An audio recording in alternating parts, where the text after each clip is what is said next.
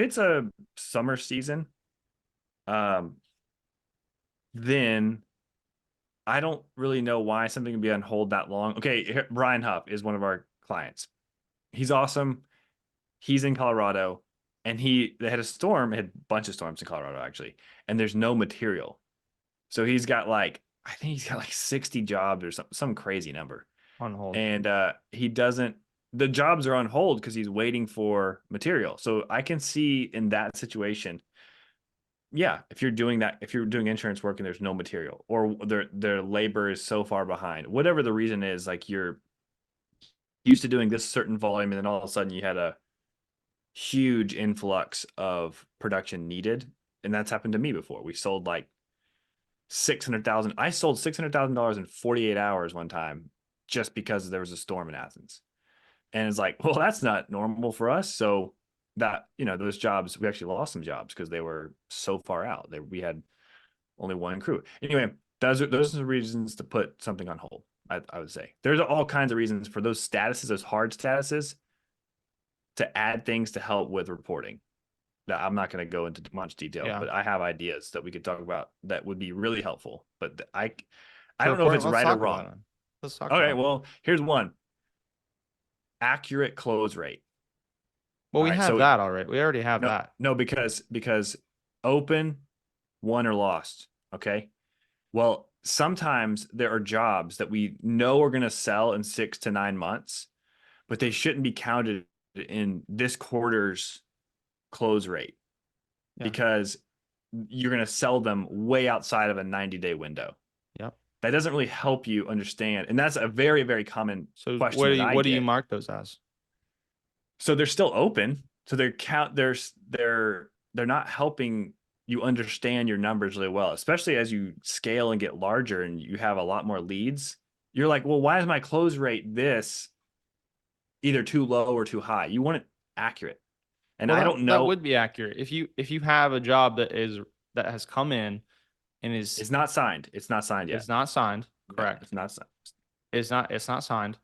It's still open. Then yeah, that should count against your close rate for that quarter because that is a job that came in. It was a lead that you did not close. Even if they're gonna close later, they're not closed yet, and they didn't close during that period. So But we the had one other guy, he the thinks other his close thing, rate's 10%. I'm like, your close rate is not 10%, dude. It's not. You have all these open leads. right? And I'm like, that's not accurate. Doesn't help you to know that he's frustrated because he thinks his close rate is The in our other mastermind. if you have so this is one reason we do differentiate between open and lead in Proline because we don't count let me make sure I say this correctly. Your close rate is based off of your opens, not your leads. So if you have a Okay. bunch of leads coming in, if they never go to open, which typically the way Proline accounts are set up, the way we do it by default is they become open once a quote is sent. So your close rate is only based off the ones that become open. It's also we calculate the close rate based on the time frame in which they became open, not the time frame in which they closed.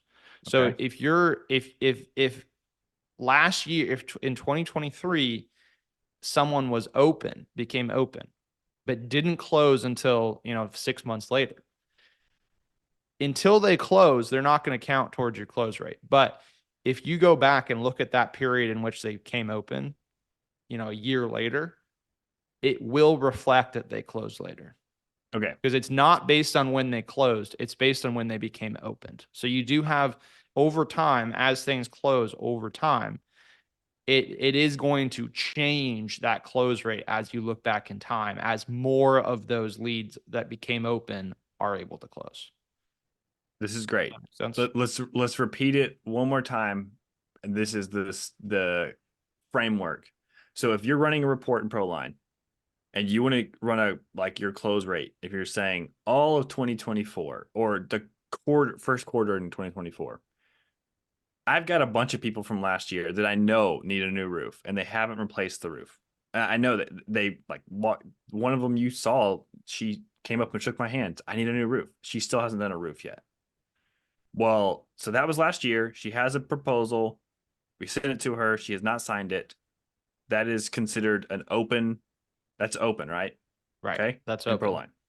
So is that counting towards my close rate from 2023? That is currently, so if you look, we'll say she was in Q4 of 2023, or actually that was like Q3. So we'll say Q3 2024, or sorry, Q3 2023.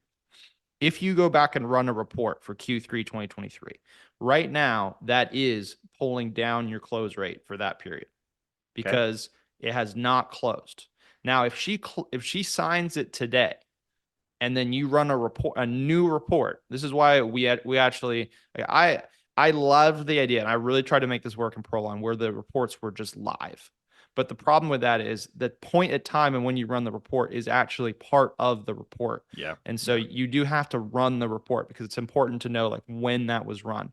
So if Mhm. you go rerun the report again, it will then have a higher close rate because that has since has closed, since you ran that other report. So in a real life situation, likely she reaches back out to us and we resend the contract in Q1 of 2024. So we would, at the end of March, when we run our reports, we run them more than that, but we run them at the end of March. Is she going to count towards 2024 if we run the report? No, she will count towards your close rate in Q3 of 2023. I have a request then. I would like to change that because we sent the contract, even though it was a lead from last year. When did you send the contract? If we send the contract, because it's often going to be a resend. It's so common, unbelievably common that it is months down the road. I have But you send the 10 contract later. I resend it. So we're Oh, resending it resend it. months. Yeah, we're resending it Wait. months later. And so at the time, and the also so many factors are going to change too. The pricing's probably going to change. Like the sales rep could change. Like there's all kinds of things that could change. So that affects commission. If you move it back to lead. So in this is maybe something in your process. We have a system for exactly what you're talking about, but it needs to, your process has to match up with this. If you are resending the estimate, you need to move them back to like a creating estimate stage and move them back to there so that they become a lead again because the status will change back to lead, and then they'll become open again when you send the quote. If that change occurs where they go to lead and then they go to open again, that's going to reset when they're open. But if they're just open the whole time, I don't see any possible workaround on that. If you're not communicating to Proline that's something that they returned to lead and then received became open, then it's going to be based on when they originally became open. That's a bummer. I'm just going to tell you that's a bummer because what's going to happen is sales reps, outside sales reps, and inside sales reps are going to get an email or text from an automation because Proline's awesome. And they're going to say, hey, I'd love to move forward. I know it's been 6 months, 12 months, whatever it is. And they're going to click the resend button for that proposal. And they're not going to ever go, oh, I'm going to change the status really quick. My phone